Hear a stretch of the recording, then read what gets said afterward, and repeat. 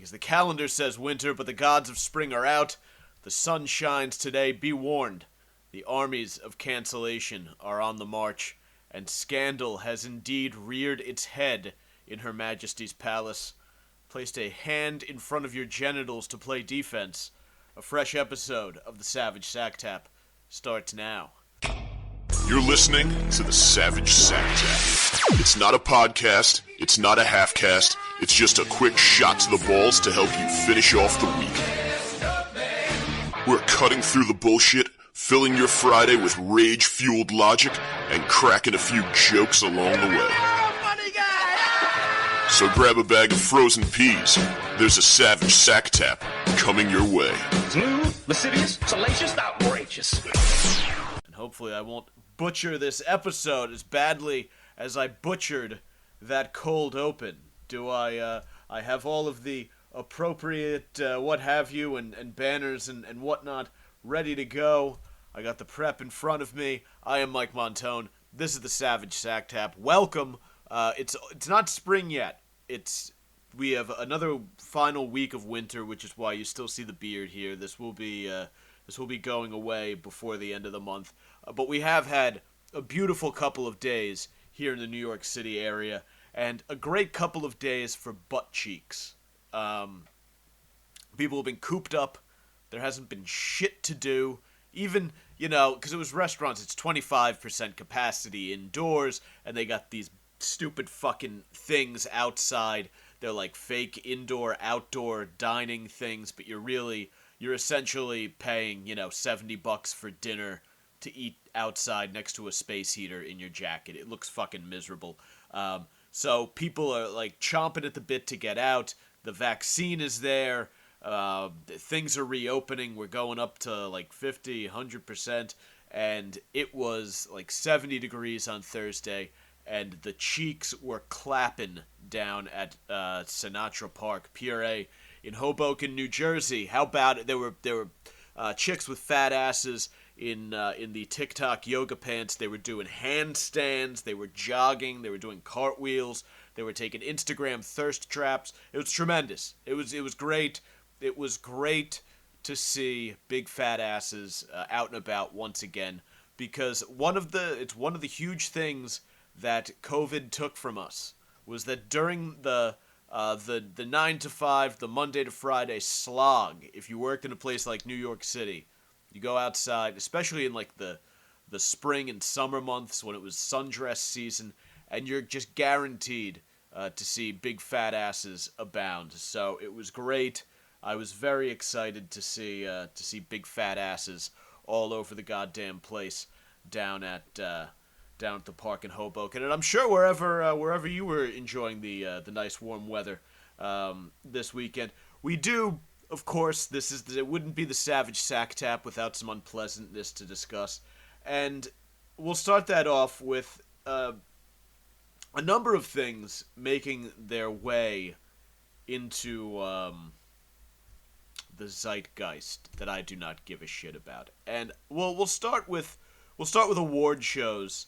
And we'll go from there, because there have been a lot of things over the past couple weeks, that I just do not give a flying fuck about. And I believe the Grammys are this Sunday. The Golden Globes were not this past Sunday, I think the one prior. And there was a big uproar, a hullabaloo surrounding the Golden Globes, because there wasn't something to do with representation. I don't even know, because I don't give a fuck about the Golden Globes. And that's what I always thought about the Golden Globes, was that nobody outside of Hollywood gives a shit about the Golden Globes. Like, I had to watch it for work, but we're an entertainment show, so we sort of pontificate about these things. That made sense. But I didn't think that anyone outside of the entertainment industry gave a flying fuck about this, and it's still...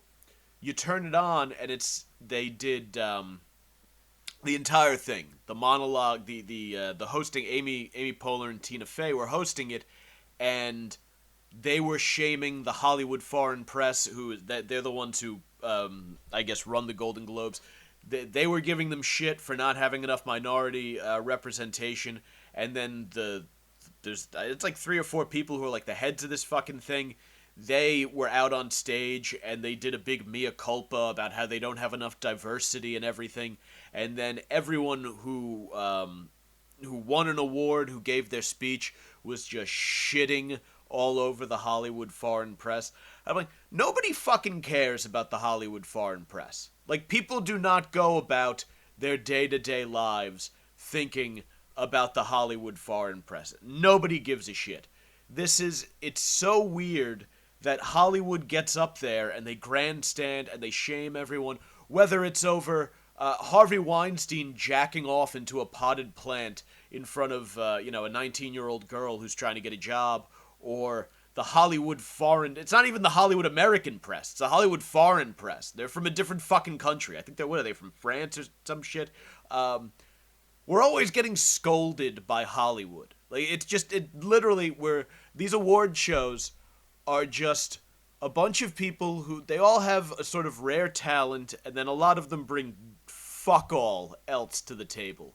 So that was the Golden Globes was just, it was the viewers getting scolded about the lack of diversity at the Golden Globes by fucking celebrity. Like, this is one of those things that you're like, you guys could have handled this internally with like a couple strongly worded emails. You don't have to drag us into this. No, none of us give a flying fuck about this. We have the Grammys that's this weekend, Sunday night. I hate the fucking Grammys too. I don't want to watch. Does anyone want to watch? All it is, oh, here's the musical act. We got some celebrities dancing. Oh, look, celebrities are doing shitty fucking who danced the best in their seats? Could you imagine having a life so awful and boring that your week, like the big thing that you were excited about was who was dancing in their seat? Oh, did Ellen order a bunch of fucking pizzas to the auditorium? Did they take a big selfie that went viral? Imagine being one of the assholes who was excited about Ellen's selfie. It was like the most, I think, retweeted or the most shared the picture in Instagram or Twitter or some such fuckery. Like, I don't even know the specifics of it because I think it was so fucking stupid. But can you imagine being one of the people who was like, yeah, this is exciting to me? A bunch of jerk-offs got together. They gave each other, they took a break from molesting children and teenagers and aspiring actresses for a few hours.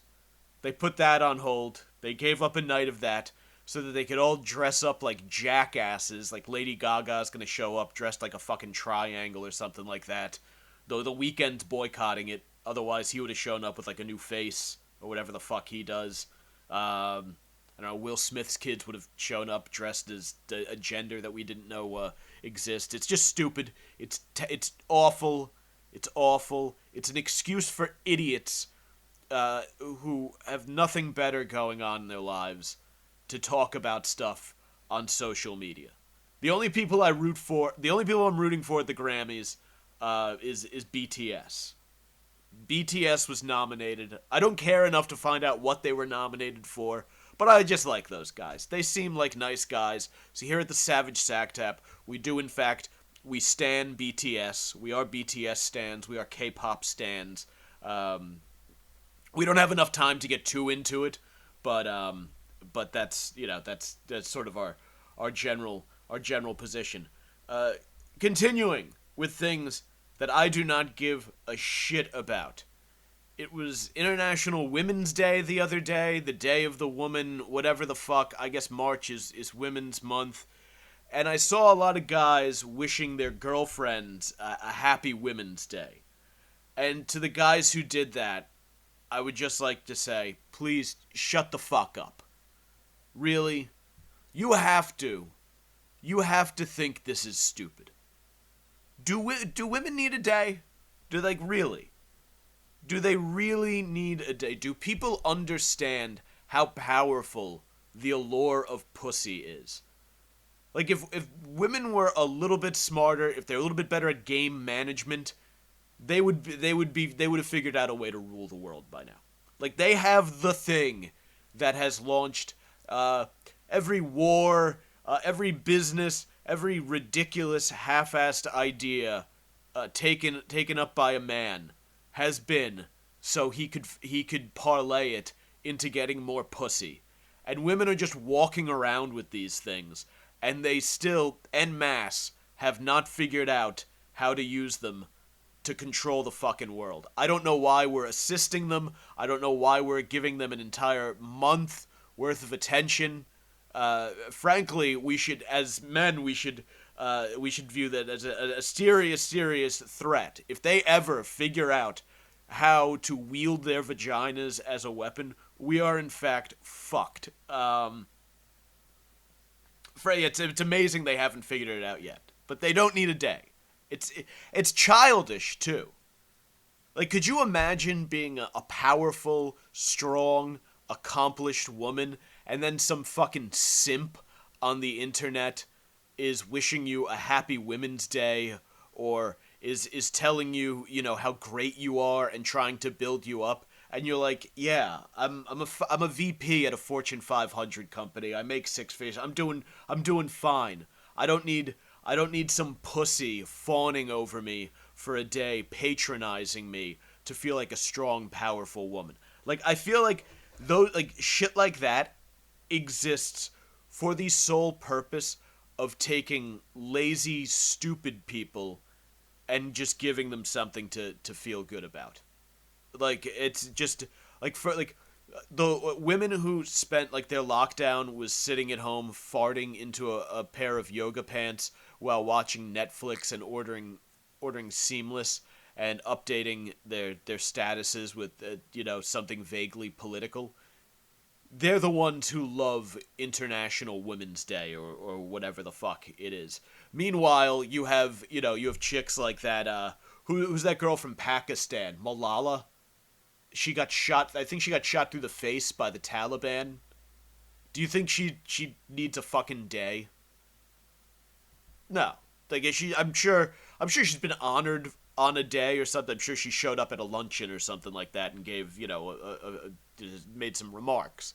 But she didn't need a day. There was no, when she stood up to the Taliban, it wasn't because, someone had tweeted something empowering at her, a couple days earlier on Afghan or Pakistani Women's Day. And she did fine. She stood up to the Taliban, who are, I'm not sure if you really know this, but they're up there with Al-Qaeda in terms of violent bad guys. So I find things like that to just be absolutely fucking infuriating, that they exist at all, and then compounded by the fact that, again, a bunch of fucking simps on Facebook and Instagram, who apparently don't show their wives and girlfriends and daughters and mothers that they love them on a regular basis. They don't, when it's not Women's Day, we don't give a fuck. But today we're gonna pretend. I saw it trending. I had this picture of you on my phone. It was an easy share. I'm gonna get some points out of this. Yeah, babe. Happy Women's Day. You go. You call me into the room to kill a fucking spider. But yeah, great job. The glass ceiling doesn't stand a chance against you. Jesus. More shit that I do not give a motherfuck about. The British royal family. Oh my God. All week, the royals this, the royals that, and these people are racist, and it's this, and it's her mental health, and I don't fucking care. I have no interest in this family. I don't think anyone is. No one I've spoken to actually gives a fuck. It's just, it is, this whole kerfuffle over the royals is specifically, like, it's on a silver platter, it's an example about how the news outlets and social media and everything, they just spoon feed you something to think about, something to get riled up over, and something to kind of socially coerce you into choosing a side on. And all of a sudden, you got some guy who spends most of his day scrolling Twitter. He looks at a couple political hot takes, and then he checks on his local sports teams. All of a sudden, he's getting fucking hot about Meghan Markle and Prince Harry, or whatever the fuck. You do not have to have a hot take on the Oprah interview. And I realize this sounds like a hot take, but I wish we could just not give a shit about these ugly rich people who live in a palace. It's terrible. Like, at least the Kardashians, when people fawn over them, I get it because they're sexy, they have fat asses, they make videos of themselves fucking rappers. Yeah, Roger, check. I got it. The royals, they're hideous, they're inbred. If you grew up in America, I really don't know why you would give a shit about this. I mean, America exists because we didn't want to deal with these jerk-offs anymore. We didn't want anything to do with royal watchers. Like, if Thomas Jefferson had found out that a couple hundred years after he risked hanging by the neck to declare independence from the British, if he had found out that a bunch of losers on Twitter were going nuts about the ethnic makeup of the royal baby, he would have put a front-loading muzzle in his fucking musket in his mouth and pulled the trigger. He would have been like, it's not worth it. They don't deserve the freedom that we're risking our lives to do this. It's done. The British they're gonna come. We're gonna let them overrun our defenses because this American future doesn't need to exist. I'm not going out on the fucking gallows. I'm not being hanged. That looks awful.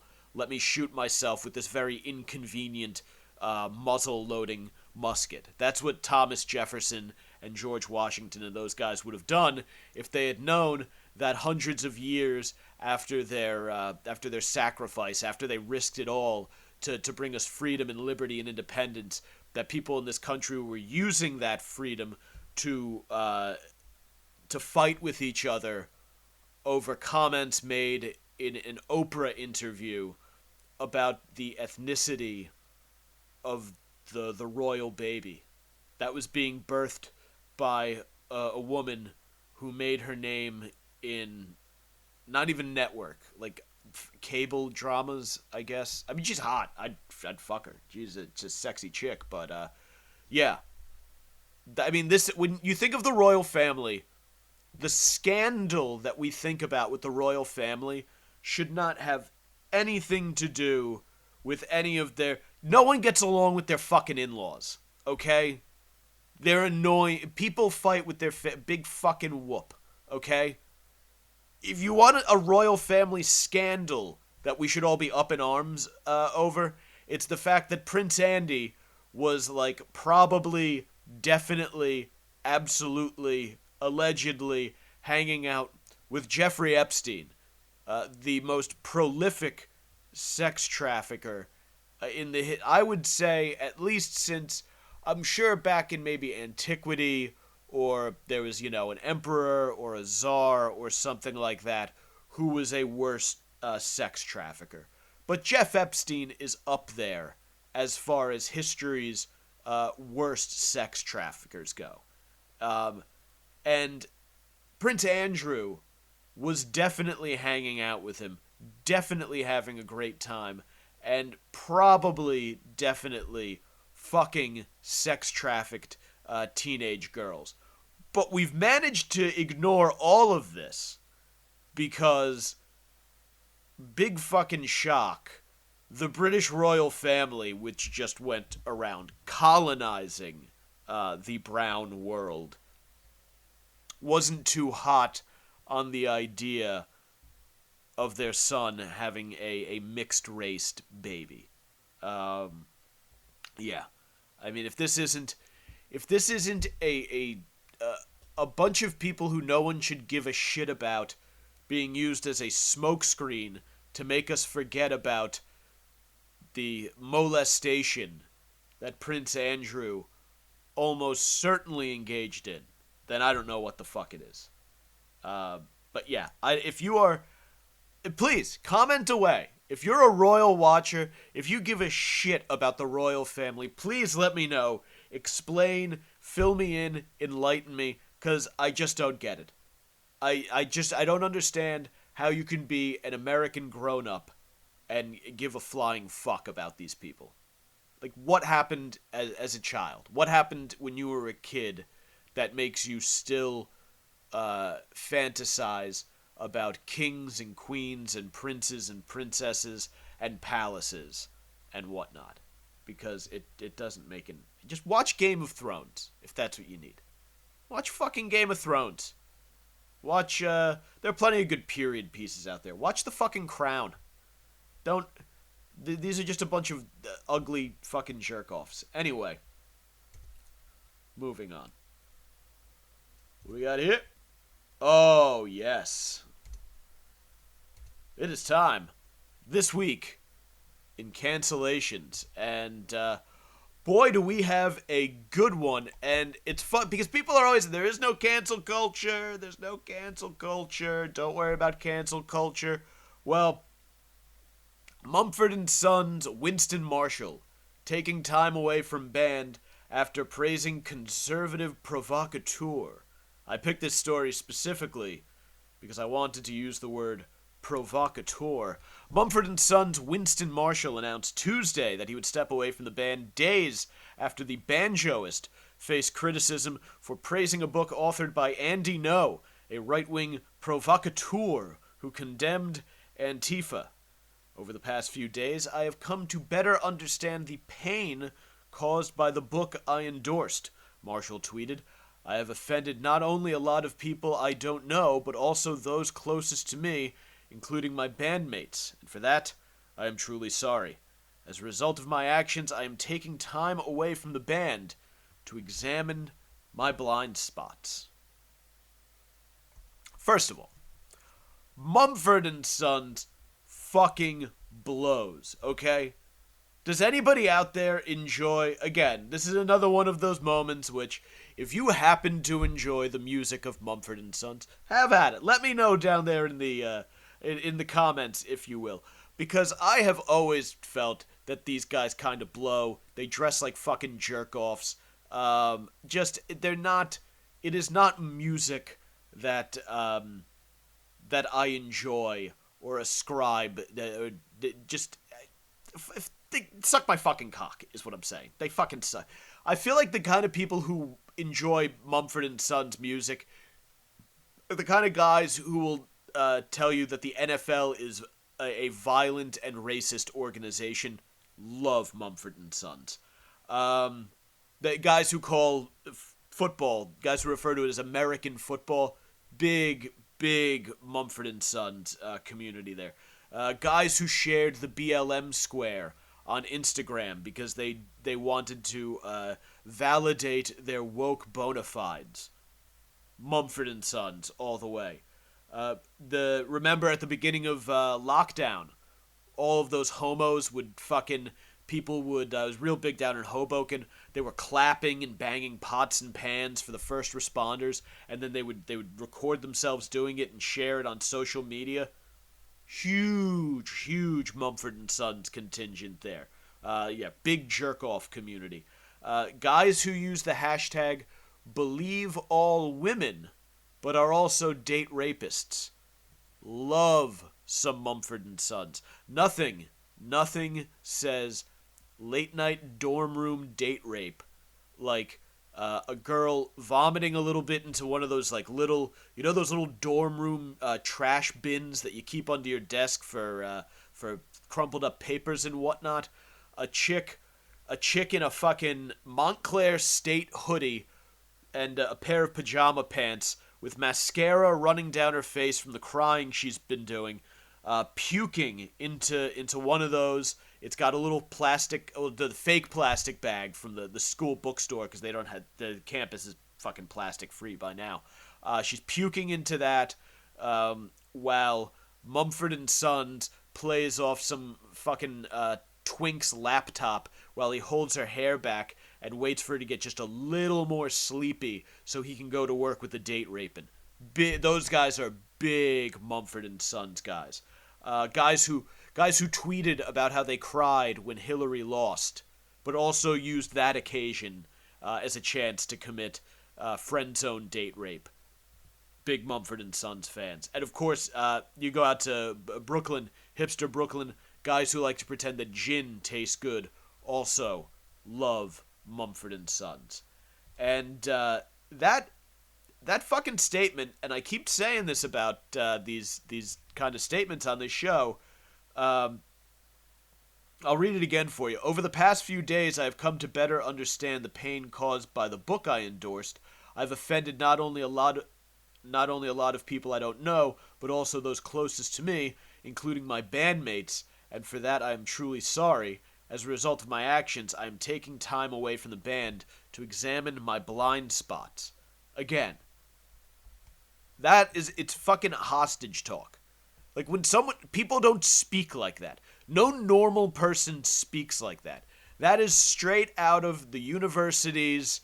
I remember I was flying back from San Fran a couple years ago, and the chick in front of me put some stuff in the overhead bin, and huge bushes of armpit hair sprang forth when she raised her luggage above her head. Those are the kind of people who talk like that. The dumb fuck professor at Muhlenberg College who threatened to fail me because my script about not being able to get a good sausage and pepper sandwich in the Lehigh Valley, she found that offensive to the Lehigh Valley. She's the kind of person who speaks like this. Anyone else speaking like this, like if you hear someone in the public eye speak like this, it's either because they're being held hostage and begging for their release, metaphorically, of course, from the cancellation release, which they never give you. They're just like ISIS. They still execute you in the desert even after you make the big speech. They're just using you for propaganda, and that's what this is. Like, this gets paraded about. It's another victory for these douchebags. They have nothing better to do. These people are terrified of the world. It gives them this power to do this, to bring people essentially to their knees. I mean, they made him leave his band. Like, that's so fucking stupid. As stupid as Mumford & Sons music is, it's even fucking dumber that you would leave your band because a bunch of shitheads on Twitter got mad at you.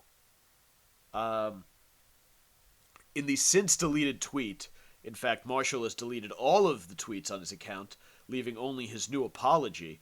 Marshall congratulated No on the publications of Unmasked, inside Antifa's radical plan to destroy democracy. And here's what he said in the tweet, by the way. Finally had the time to read your important book. You're a brave man. Marshall tweeted at No, a conservative journalist who came to prominence for his reporting of the Antifa protests in Portland. Days after Marshall's tweet caused an uproar on social media, the banjoist stepped away from his comments, adding Tuesday, "For now, please know that I realize how my endorsements have the potential to be viewed as approvals of hateful, divisive behavior.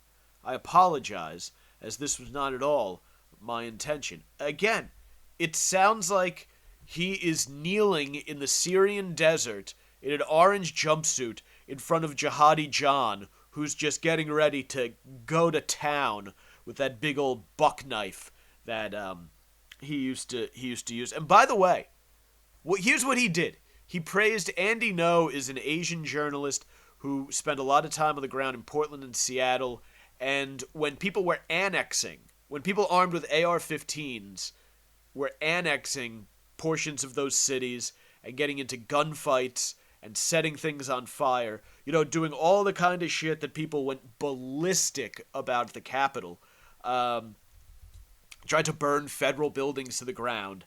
Andy No was on the ground capturing all of it, and he wrote a book about it. And now you can't be against Antifa because they have the words anti-fascist in their name. So they've done that little trick where they name themselves something that can't be judged. Like BLM is the same way. And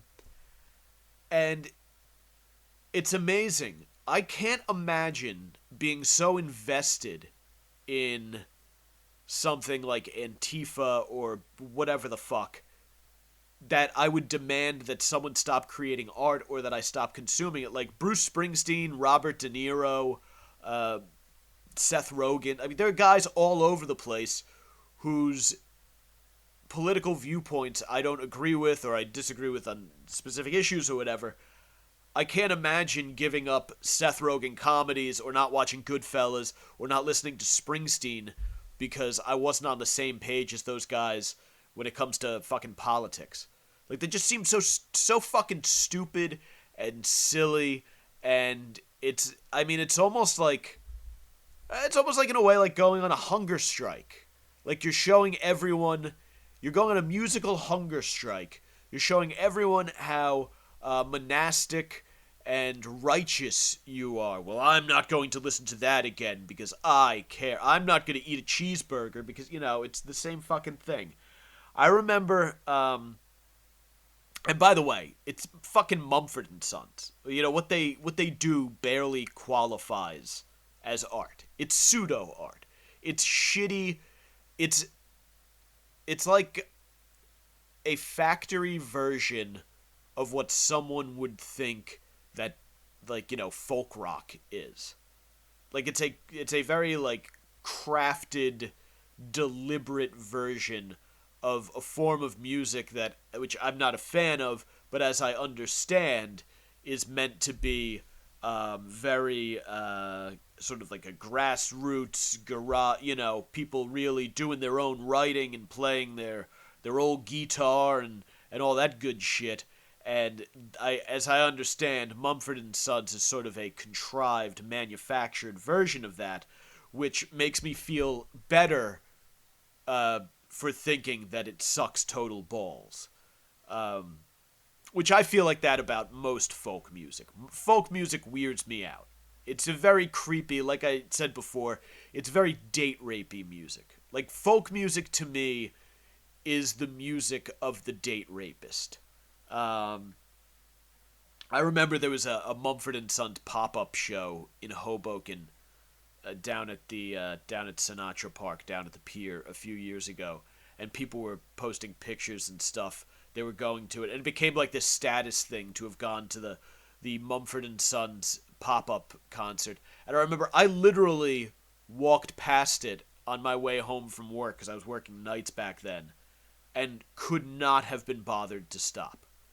Like, for hours, I saw people, like, they had their phones, they're using their phones as lighters, they're all feeling the moment, and it was just terrible. And it's good that my memory has been cleansed of which of my friends posted from the event, because a goodly number of them certainly did, because I think I would despise them to this day if they were among the Mumford and Sons faithful who went out to the pop-up concert that night. I can't stand that shit. Like, you're not living in an episode of Girls. Like, that's what it was like. Oh my god, just that summer night when Mumford and Sons did a pop-up show in Hoboken and I was 28, and we drank beers and we stood barefoot in the grass under a summer sky and listened to these jackasses in vests with mustaches and stupid fucking hats. Just disgusts me. Fuck you. Awful fucking people. I should go back and look for those old statuses so I can sever some friendships. Disgusting. Terrible stuff. Who else was canceled? There was more cancellation. Yes. Pedro Pan, as he is known. Disney Plus pulls Dumbo, Peter Pan, and other films from children's profiles over negative depictions. They have removed Dumbo, Peter Pan, the Aristocats, Swiss Family Robinson from children's profiles on its service over negative depictions and stereotypes. I know there is, I don't remember most of those, but I do remember from Peter Pan there is their dance. I believe the song is What Makes the Red Man Red. That does not fly in 2021, and I believe there were a bunch of very caricatured Native Americans, Indians, Injuns. I believe in the film they are referred to as savages, maybe? Aborigines? Something along those lines. So this is really only a semi-cancellation. They're moving it, I guess, out of access to kids, so a parent will have to put it in there. Which in 2021, that's like the best you can do. This is like a semi cancellation. This is like a cancellation took a blue chew, but it's not sexually aroused, but it is walking around with a blood-filled flaccid cock. It's just ready to spring into action and cancel at every moment. It just shows how everyone is kind of walking on eggshells these days, right? You know, like people are going in, they're digging into their own pasts, and they're self-canceling, self-silencing, putting things behind walls, and it doesn't feel healthy to me. If you've ever been in an eggshell situation with a person, whether it's a relationship or an employer or whatever, and you can't do or say anything around that person, or else they're going to react like a petulant child, it sucks. It sucks the fun out of things. It sucks the joy out of things. It just blows. And I feel like that's what cancel culture is on a grand scale. Because when people talk about, like, oh, there is no cancel culture, it's just consequences. You just pay the fucking consequences for your actions. And it's like, but that's not totally true. Some people, like, yes, Harvey Weinstein and Bill Cosby are facing consequences for actions. But, like, the editor of Teen Vogue or whatever, who's getting shit on for, you know, tweets from when she was in high school, or, you know, some guy wins the Cy Young or Rookie of the Year, and he's 22 years old, and they pull up something he said on the internet when he was 14, and they're like, oh, he's facing the consequences. And it's like, of what? Do we want to live like this?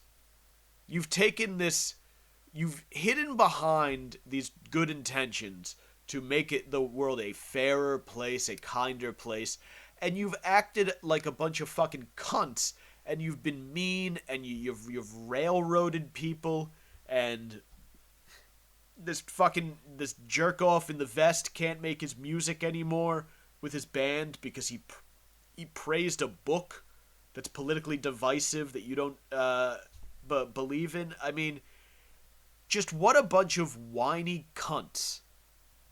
In any other aspect of life, in real life, like out and about, these people are looked at as the unhinged lunatics that they are. I mean, for what? For the past year? Was it not like every week there was a new Karen video? A new video of some suburban white woman, you know, throwing fucking cans of peas at a stock boy's head because he told her she had to wear a mask in the grocery store?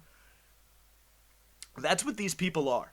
These people who scream and they try to attack people's livelihoods, or they try to ruin you or cancel you, or get you, you know, the people saying that Fox News should be taken off of cable, or that you shouldn't be allowed to have a Parler shouldn't be in the iTunes store. All these people are trying to dictate basically how the rest of the world thinks, who are just doing their best to shit on free expression and the ability to grapple with difficult thoughts and nuance and gray areas and all of these things that which if they heard me saying this right now, they'd be, oh, typical white male. A typical white male. These people, they're petulant children, and they should not be taken seriously. From now on, when we see these people, we should engage with them the same way we would engage with a lunatic throwing cans of beans in a supermarket. Everyone would point and be like, wow, what a fucking nut job. What a wacko. We would laugh. We would record the video. We'd be like, hey, yeah, we would identify that this is not normal behavior. We wouldn't all get in line and capitulate to the lunatic throwing cans of beans. We'd be like, hey, quit throwing cans of beans, you fucking nut. Alright? If you don't like the way we're doing things, you don't have to be here. If you don't like the mask rule inside of Whole Foods, don't shop at Whole Foods. If you don't like the fact that the guy from a band, you know, congratulated someone for writing a book, which is just a bizarre thing to get mad about in general, then don't listen to his fucking music. But don't make, you know, don't deny, I'm sure there are idiots out there who like Mumford and Sons, who want to listen to Mumford and Sons while they're trying to date rape the chick from their sophomore trig class. You know, don't fucking deny them the right to listen to music because you're a jerk off who has been convinced by Rachel Maddow and Don Lemon that everything involves race and oppression. Okay, quit fucking shitting on everyone. We need to start shitting on the parades of the cancel people. Okay, we've had a year to hang out inside during lockdown and kind of regroup. When we reopen, we should come out swinging against these cocksuckers because they are not to be taken seriously. Okay? They have had us walking on eggshells for too long. I think it is time that we sort of rise up and stomp on the eggshells with work boots on our feet. I think it would be fantastic. And if someone out there, someone with the entrepreneurial spirit that I so greatly lack, could put this together, I think it would be a lot of fun. Maybe someone, I don't know, does Donald Trump Jr., does Tucker Carlson, does anyone with influence watch the Savage Sacktap? I don't know. But wouldn't it be great if maybe Fox and Friends sponsored it, maybe, and Own the Libs Film Festival featuring everyone who's been canceled, right? Yeah, musical performances and stand-up acts sort of surrounding the event. You could have food vendors who were canceled. There was a Chinese, like a healthy Chinese food place in the Village opened up last year. Like, I think it was probably right before lockdown, maybe right around, I don't fucking know. And they got canceled because it was white people doing healthy takes on Chinese food. You could have places like that. They could set up food trucks and provide, vendors and what's the word I'm looking for? I don't know, snacks. There's a fucking word I'm looking for that. But you know what I'm saying. You have them. So yeah, you could go. You could see Morgan Wallen, who was recently canceled for using the N-word while drunk and goofing off with one of his buddies. You could see him do a country music set, and then you go by a comedy club. You watch Louis C.K. do an hour of stand-up, and then late night, 11 p.m., you catch the 11 p.m. screening of Gone with the Wind while you snack on some dumplings from the healthy white person-run Chinese food restaurant that was so fairly forced to close its doors due to harassment and such. How much fun would that be? That would be a good time. That would be a weekend. I think you'd have a lot of interesting, funny, entertaining, awesome people there. We'd see some great stuff. You could go at, say one theater around the clock. You just watch old Dukes of Hazzard episodes, and it has the Confederate flag on the car. Old airings of Louis C.K.'s show. A lot of Louis. A lot of Cosby. Look, you might not like him. People did like the show. So I think the Own the Libs Film Festival, I think it'd be a great idea. I think it's something we could bring to fruition. Maybe not Cosby. Maybe we don't include him. Maybe that's a step too far. Maybe we can all revel in the fact that Bill Cosby is no longer among the free. But everyone else, you get what I'm saying. Who else has been unfairly canceled? The people out there. None, top of my head, whatever the fuck.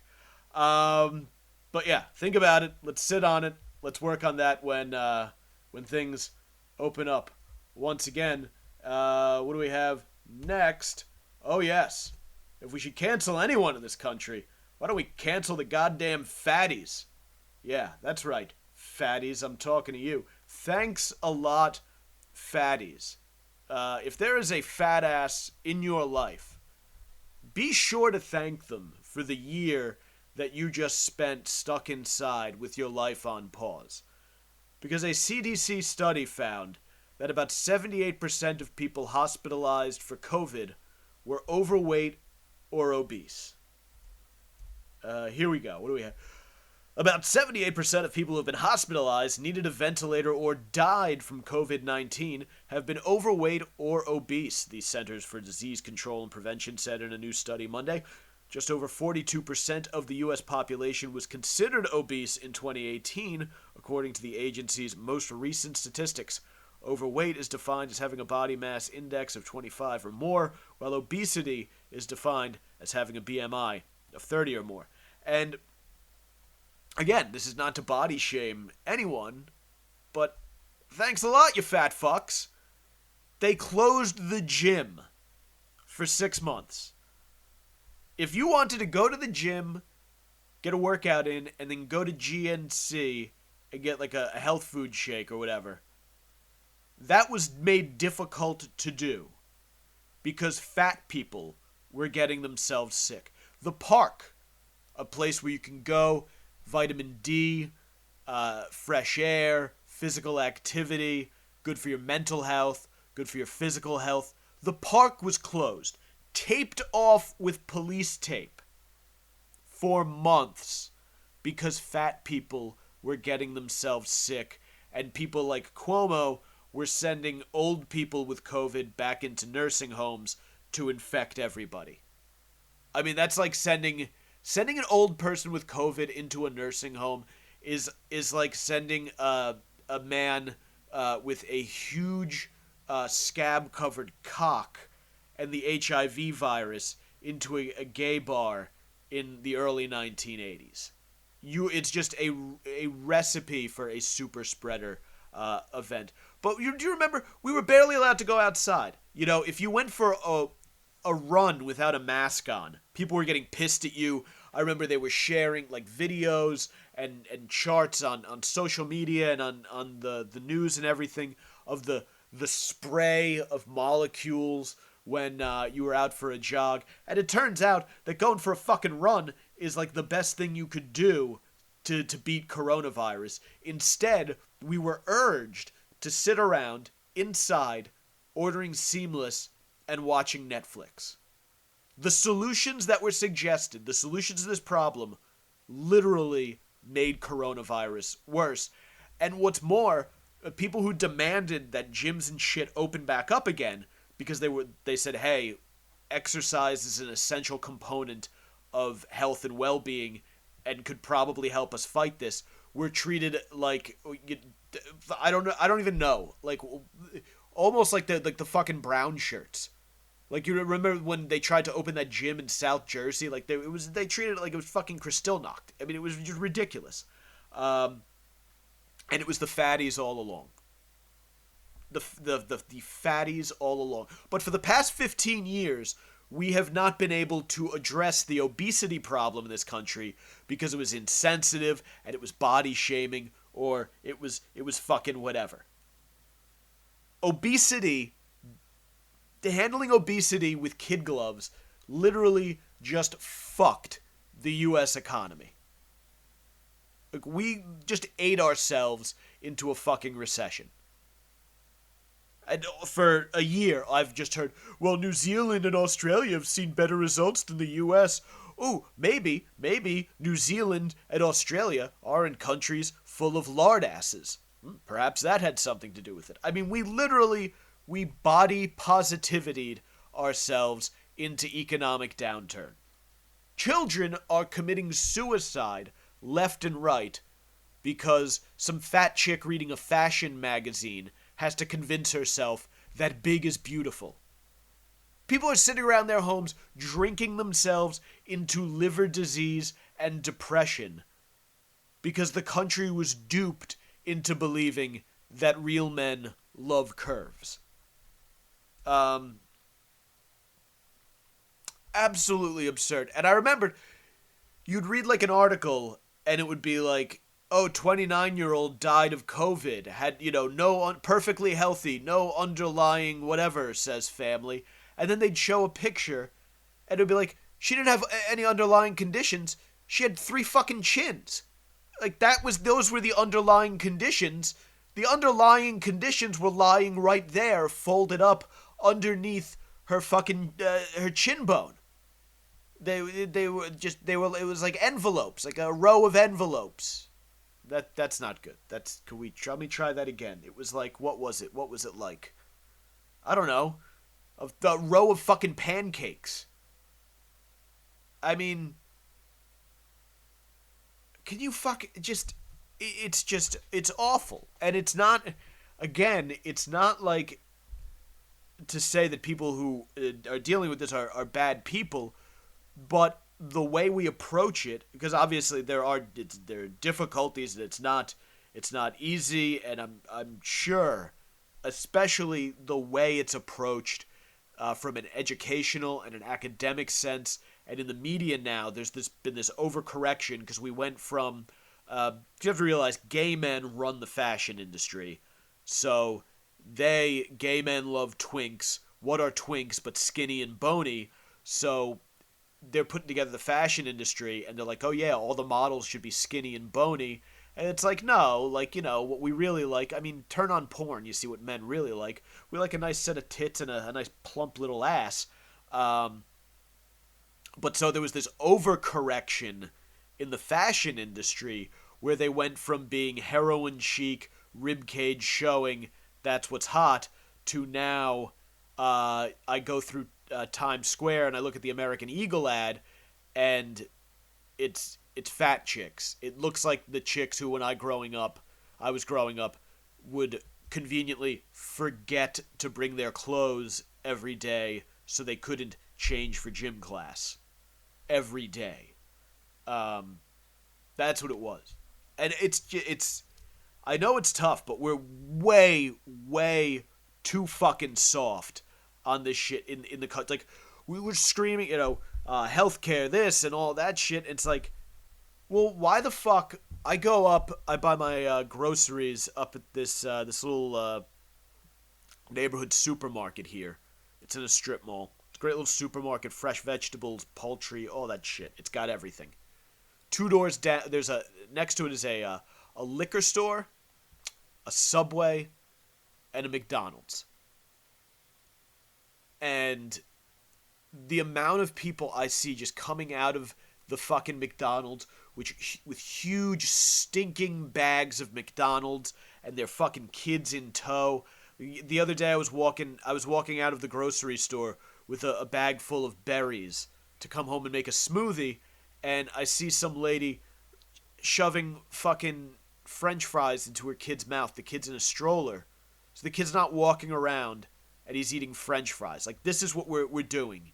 And the entire fucking country was shut down because of this shit. People were fined tens of thousands of dollars for opening up their gyms because a bunch of fat fucks made themselves more susceptible to dying of coronavirus.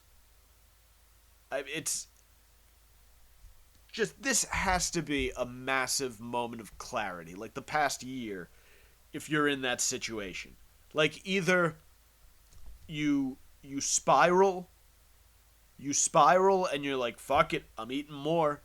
And I've seen a lot of that, and it's just not, if you're doing that for your own fucking sake, you gotta cut it out, because it's just fucking disgusting. It's like you're either gonna do that, or you decided, hey, this is a wake-up call. People are fucking dropping dead because they like cake and cheeseburgers, and they hated working out, and all of a sudden, who the fuck knows, by the way, who knows when the next adventure seeker is going to go to China or Africa and bang a monkey or a pangolin or whatever the fuck the Chinese or the Russians or the Iranians are going to cook up in a lab that's going to accidentally get spilled, that's going to make you, if you have a compromised immune system due to obesity, you have got to be looking at, this has to be an impetus to become the next Jared Fogle.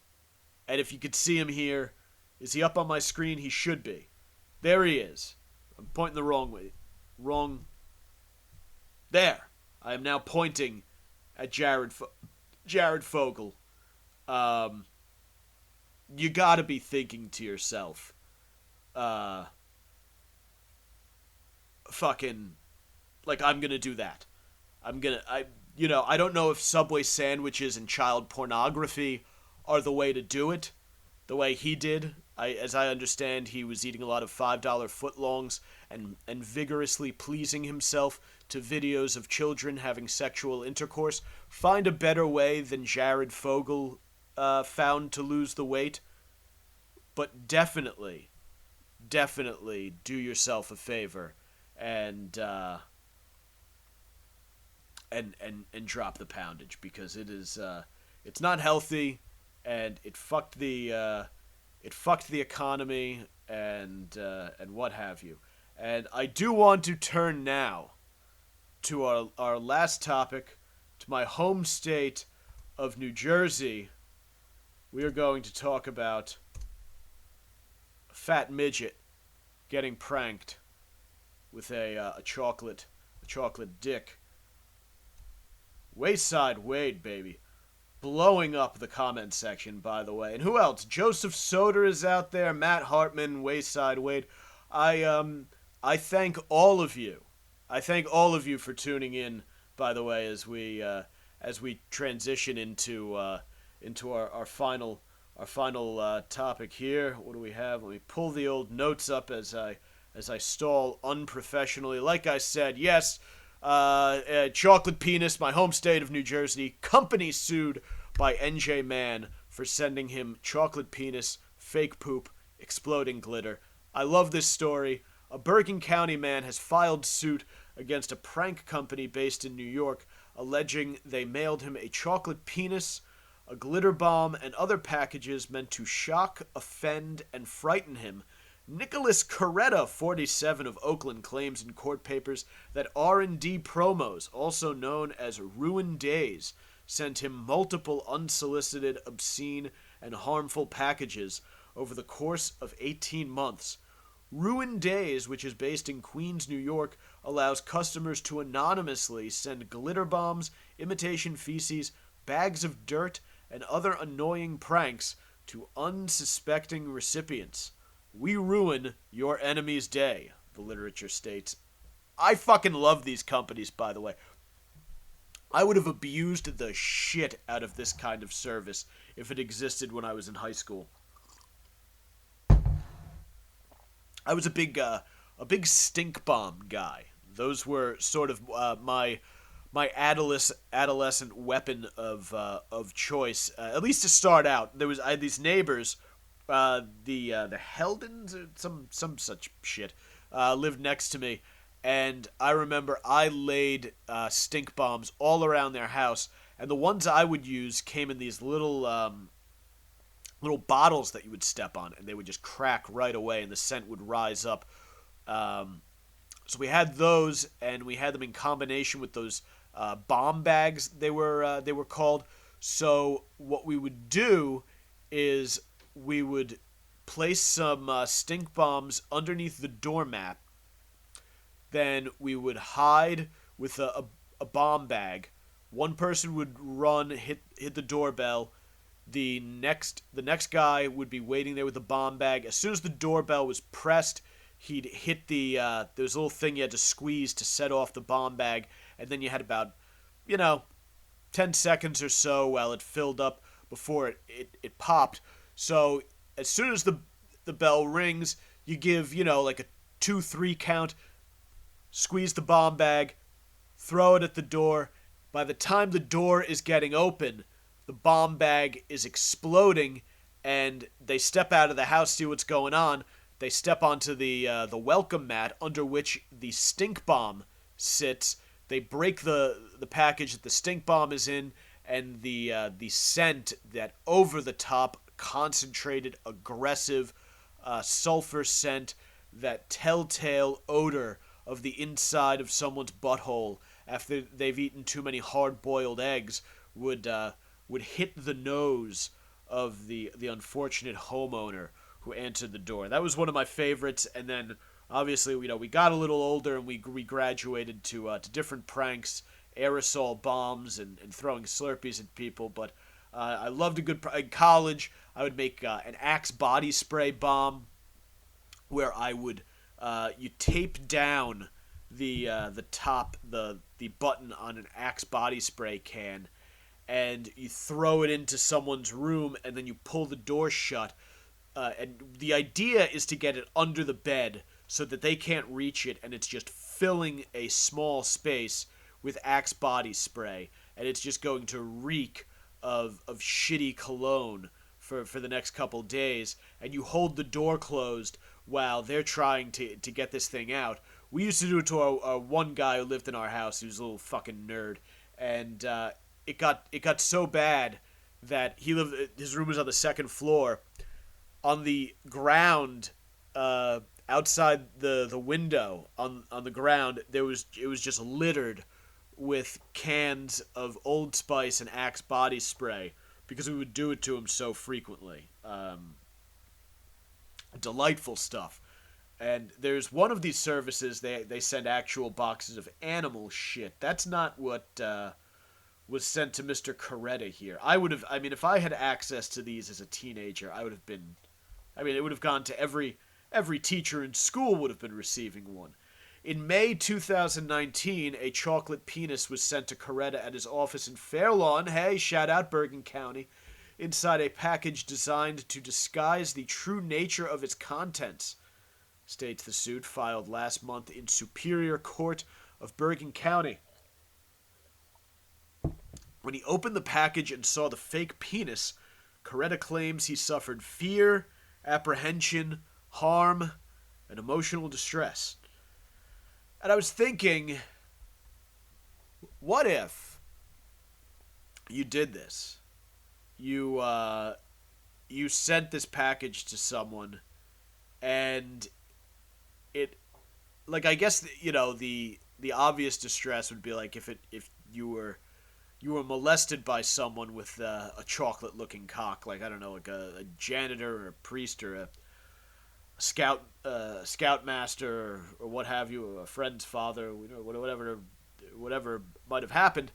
That would be pretty bad. That would be grounds for a lawsuit. But I was also thinking, like, imagine if the chocolate cock resurrected in this man some sort of deep-seated, long-buried, latent homosexuality, and upon receiving the chocolate cock, this years buried when he was a high school boy, maybe he got a little boner seeing the other guys in the locker room or the gym shower.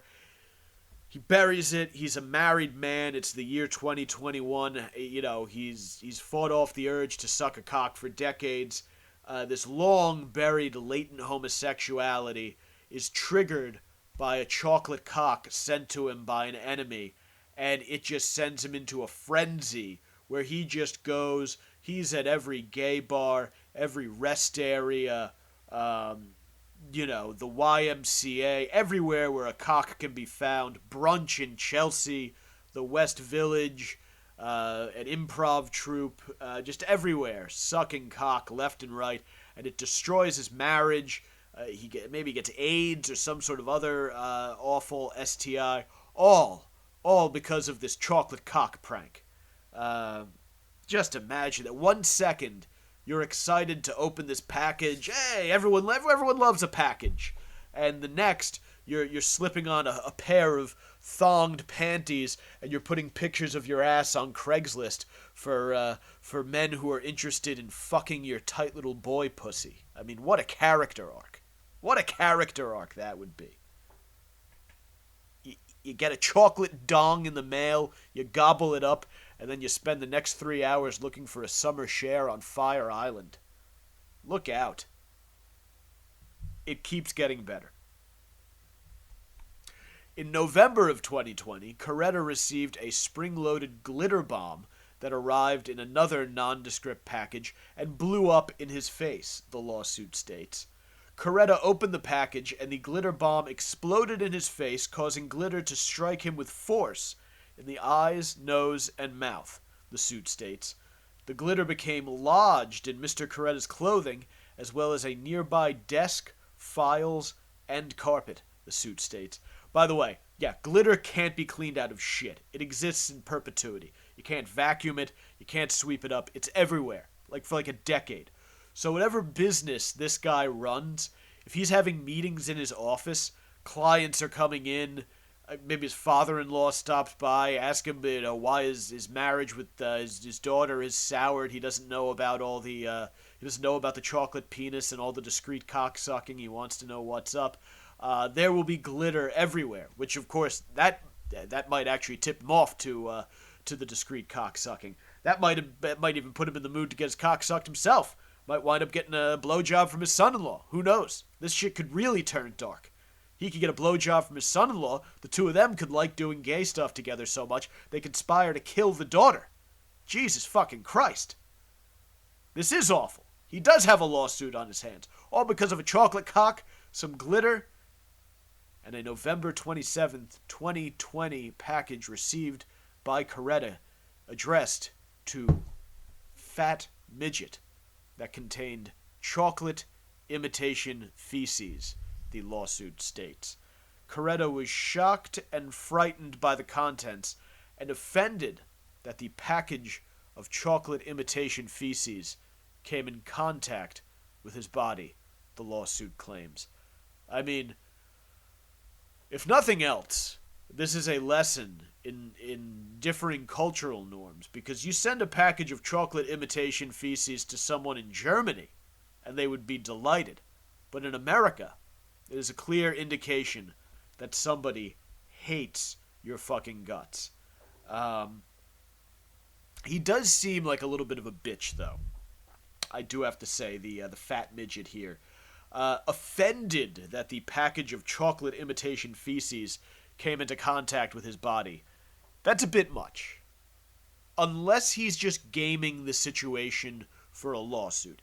Then I get it. If you're gaming it because you're going to sue and you got to juice up the language there and you got to pretend like you were really offended. But I'm picturing this guy and I'm thinking of in Clerks when Randall, here comes Randall, he's a berserker. When Randall shows the customer the porn magazine, it's like, I think you can see her kidneys. And the guy squeals and storms off, and he's all pissed off.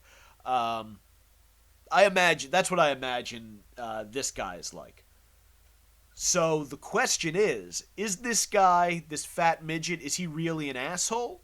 Or is he being targeted by someone else who's an asshole or a bully or just a jovial prankster having a good time with a hilarious website?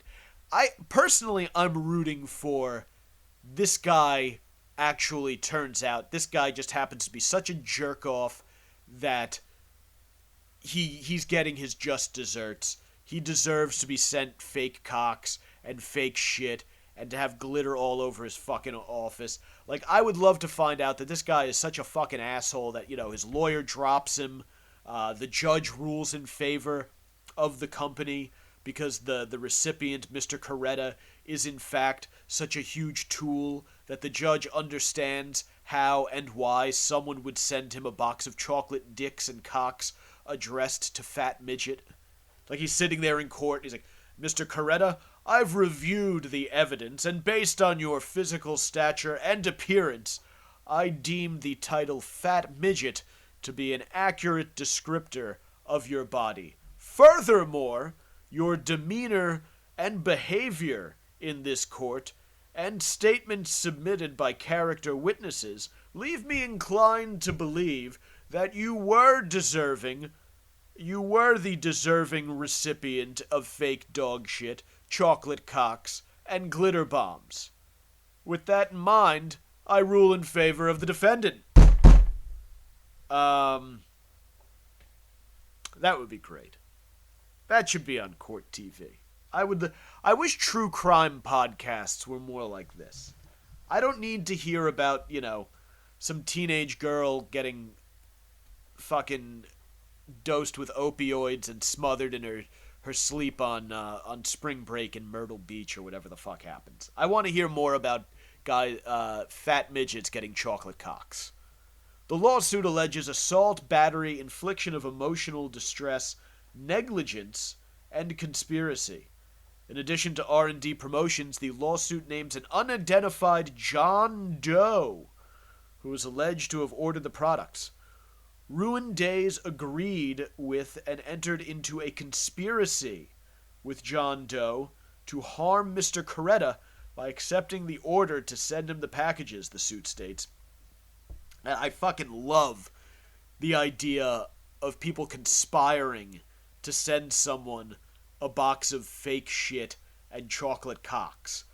Like, I'm picturing great conspiracies through the eons, and I'm like, the assassination of Julius Caesar, the Sons of Liberty gathering to, overthrow the British Empire in the colonies, the people who had conspired, they were involved in the plot to kill Abraham Lincoln. If you remember, they were actually going to try to kill the vice president and the defense secretary.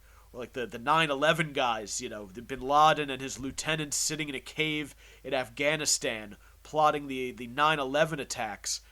And then I'm picturing a couple dudes sitting around their cubicle bitching about this fat midget, and one of them's just like, yeah, bro, I got this website. And it just gets more and more vicious from there as they're plotting, and intense music is playing in the background, and they're clicking on pictures of fake dog shit and chocolate cocks, and they're laughing uproariously and high-fiving, and they're not getting any work done, and like the manager comes by, but it looks like they're killing it. It looks like they're crushing it, bro. So the manager just gives them a stern but satisfied nod, and little does he know that he's down there fucking that these guys are just they're dealing with this website that sends around fake dog shit. Okay, you give us the money, we send the box of fake dog shit. You got a deal. I hope that's how it went down. Anyway, it has gone down. It's done. We're done going down. We're going down on your mom. The Sacktap. The episode is over. Before I leave, again, let me admonish you. Where is my banner reminding you motherfuckers to subscribe? Do it. Subscribe, you bastards. You can read it right down there. There should be a subscription or a like or a follow button somewhere on your screen, whether you're watching this on YouTube, Mike Montone on YouTube, whether you're watching it on Facebook, facebook.com/The Savage Crew, whether someone has shared a link on Twitter at Mike Montone, maybe something on Instagram at Gary_Moyler, Moyler, or perhaps you've checked out my website, meatheadmedia.com. Maybe you're looking at any one of these things. Hit the like button, the share button, the subscribe button, do it all. What do they say? Ring the bell? I don't know what the fuck that means. Hit the fucking button. You're a grown-up. You've been using social media long enough. Like it. Leave a comment. Leave a review. Do it all. All right, guys. Thank you for tuning in. You'll see the content coming out during the week. If you like to read blogs, need something to read while you're taking a shit, meatheadmedia.com. Go to the blogs. That's for you.